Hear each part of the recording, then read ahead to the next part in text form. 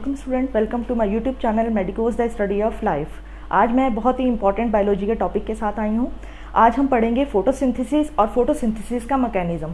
सबसे पहले हम पढ़ते हैं कि फोटोसिंथेसिस है क्या।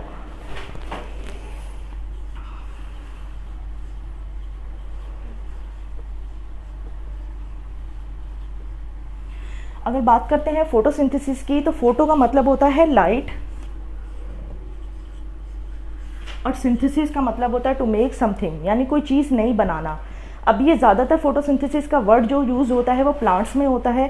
अब ये प्लांट्स में क्यों किया जाता है फोटोसिंथेसिस का वर्ड यूज़? प्लांट्स जो हैं वो ऑटोट्रॉफ्स होते हैं, वो सूरज की रोशनी लेकर अपनी ग़िज़ा खुद तैयार करते हैं, तो इसलिए इन्हें फोटोसिंथेसिस के प्रोसेस के ज़रिए ही अपनी फूड तैयार करते हैं। इस अमल को फोटोसिंथेसिस कहा जाता है। हम सबसे पहले फोटोसिंथेसिस का प्रोसेस समझते हैं कि फोटोसिंथेसिस का प्रोसेस होता क्या है। पौधे जो हैं वो हवा से कार्बन डाइऑक्साइड इनटेक करते हैं, ज़मीन से पानी लेते हैं। उसके बाद पौधों के अंदर क्लोरोफिल मौजूद होता है।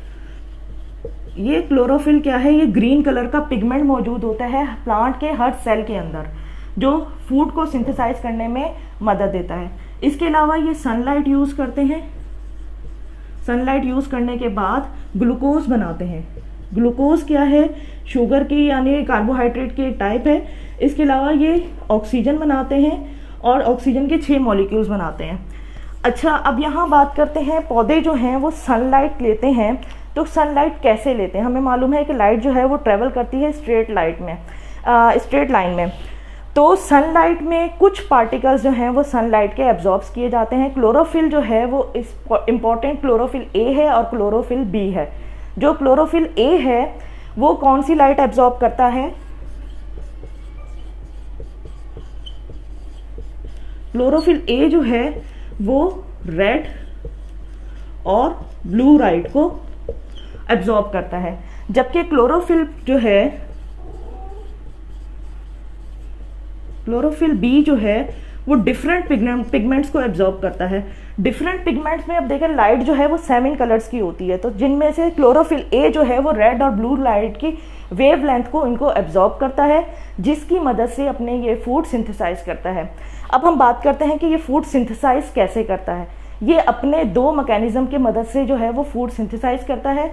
अब सबसे पहले हम पढ़ते हैं मैकेनिज्म ऑफ फोटोसिंथेसिस।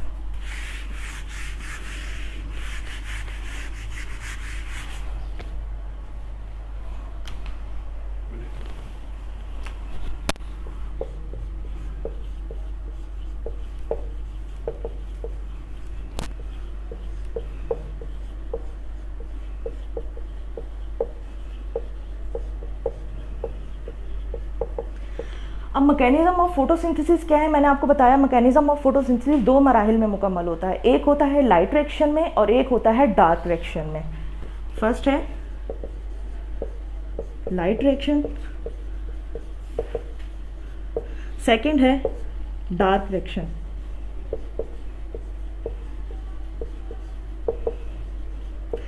अब बात करते हैं लाइट रिएक्शन की। लाइट रिएक्शन क्या है? लाइट रिएक्शन जब नाम से ही हमें मालूम हो रहा है कि लाइट डिपेंडेंट रिएक्शन है, यानी इसमें लाइट का होना बहुत ज़रूरी है और ये जो है दिन के वक्त होता है। अब बात करते हैं कि ये दिन के वक्त किस टाइम पे होता है? जब सूरज की रोशनी मौजूद जब तक होती है तो प्लांट्स जो हैं वो फोटोसिंथेसिस का प्रोसेस करते हैं लाइट डिपेंडेंट रिएक्शन के ज़रिए।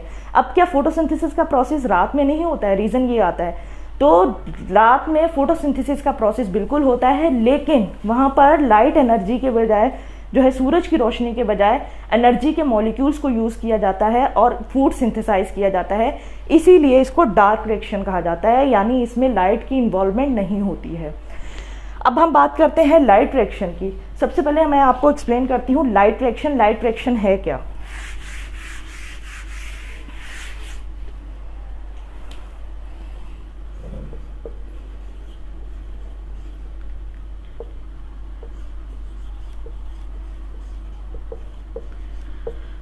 Light reaction light dependent reaction है। मैं इसको डायग्राम की मदद से आपको समझाती हूँ ताकि आपको समझने में आसानी हो। सबसे पहले मैं यहाँ पर क्लोरोफिल का स्ट्रक्चर इस तरीके से बना रही हूँ। अच्छा, लाइट रिएक्शन ये होता कहाँ है? क्लोरोफिल के अंदर। क्लोरोफिल के ये थाइलाकॉइड्स में होता है। ये थाइलाकॉइड्स क्या हैं? थाइलाकॉइड्स क्या हैं? क्लोरोप्लास्ट के अंदर जो है वो छोटी छोटी थैलियाँ या वेसिकल्स होते हैं जिन्हें थाइलाकॉइड्स कहा जाता है, और ये तमाम जो गुच्छों की सूरत में अगर थाइलाकॉइड्स होंगे तो इन्हें ग्रेनम कहा जाता है। और क्लोरोप्लास्ट लिक्विड में जिस मटेरियल में होता है उसे स्ट्रोमा कहा जाता है। अब मेन चीज़ आती है, बच्चों का कंफ्यूज हो जाते हैं कि एमसीक्यूज में कि हम ग्रेनम लिखें, स्ट्रोमा लिखें या थाइलाकॉइड्स लिखें। तो यहाँ पर ये हमेशा माइंड में रखिएगा कि इनलाइट रिएक्शन हमेशा जो है वो थाइलाकॉइड्स में होता है, क्लोरोप्लास्ट के थाइलाकॉइड्स में। अब बात करते हैं क्लोरोफिल की। तो ये मैंने क्लोरोफिल का स्ट्रक्चर बनाया है। ये क्लोरोफिल का स्ट्रक्चर है। यहाँ पर लाइट जो है वो इसके अंदर एंटर होती है। हमें मालूम है लाइट एनर्जी जो है वो सन से आती है। तो लाइट एनर्जी क्या करती है, ये लाइट एनर्जी को ये एब्जॉर्ब करती है। एब्जॉर्ब करने के बाद प्रोसीजर क्या होता है, हमें मालूम है कि पानी जो है वो ज़मीन से एब्जॉर्ब होता है। तो पानी एब्जॉर्ब होता है तो ये पानी जो है वो टूटता है। पानी के टूटने के अमल को कहा जाता है फोटोलाइसिस। अब ये पानी का अमल टूटता कैसे है, मैं यहाँ पर इक्वेशन में आपको एक्सप्लेन कर देती हूँ। जैसे पानी का फॉर्मूला H2O है। जब ये ब्रेक डाउन होता है सनलाइट की मदद से, सनलाइट को क्लोरोफिल जो है लाइट एनर्जी को केमिकल एनर्जी में कन्वर्ट करता है। तो वाटर जब टूटता है तो 1/2 oxygen plus hydrogen ion plus electron खारिज करता है। इलेक्ट्रॉन खारिज करने से इसका क्लोरोफिल के अंदर एनर्जी लेवल बढ़ जाता है। जब एनर्जी लेवल बढ़ जाता है तो ये इलेक्ट्रॉन्स जो हैं वो इलेक्ट्रॉन ट्रांसपोर्ट चेन पर से गुजरते हैं। अब यहाँ पर है कि क्लोरोफिल के साथ साथ जो है सेल के अंदर ADP और NADP ये दो एनर्जी रिच कंपाउंड हैं। ADP और NADP ये दो जो हैं ऑक्सीडाइज, ये इस फॉर्म में होते हैं, प्लास्टिस की फॉर्म में होते हैं। तो इसमें क्या होता है कि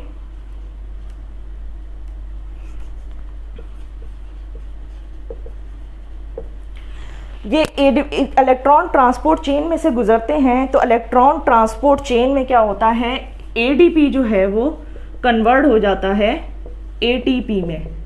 ये अब यहाँ पर हमें ATP हासिल हो गया है। अब यहाँ पर मैं अगर दोबारा क्लोरोफिल का स्ट्रक्चर बनाती हूँ तो क्लोरोफिल में क्या है, अभी भी हाइड्रोजन आयन मौजूद है।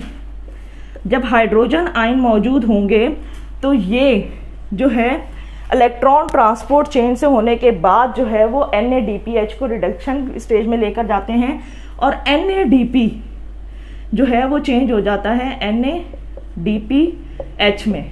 NADP जो है वो चेंज हो जाता है NADP में। यहाँ पर जो है ये इलेक्ट्रॉन्स रिसीव करते हैं और क्या बनाते हैं, NADPH। सही है। इस तरीके से ये एक Z शेप में आ रहा है। इसको Z स्कैम भी कहते हैं। क्या कहा जाता है, Z स्कैम। ये जो है क्वेश्चन जो है वो इस तरीके से आता है कि Z स्कैम को एक्सप्लेन करें या फिर लाइट रिएक्शन की समराइज करें या डायग्राम की मदद से हमें इसको एक्सप्लेन कर दें। तो इसके अलावा ये MCQs की सूरत में मैंने आपको बता दिया कि ये लाइट रिएक्शन जो है वो थाइलाकॉइड्स में होता है और इसमें एनर्जी रिच कंपाउंड एक ATP हमारे पास यहाँ हासिल होता है और एक NADPH हासिल होता है। ये वो दो एनर्जी कंपाउंड्स हैं जो हमें जो है हासिल होते हैं, एनर्जी रिच कंपाउंड्स होते हैं ये, और ये हमें हासिल होते हैं एनर्जी के लिए ताकि हमें केल्विन साइकिल में इसको यूटिलाइज करें। ये लाइट एनर्जी को केमिकल एनर्जी में वहाँ चेंज करेंगे। अब केल्विन साइकिल के लिए आप मेरी नेक्स्ट वीडियो देखें। Thank you.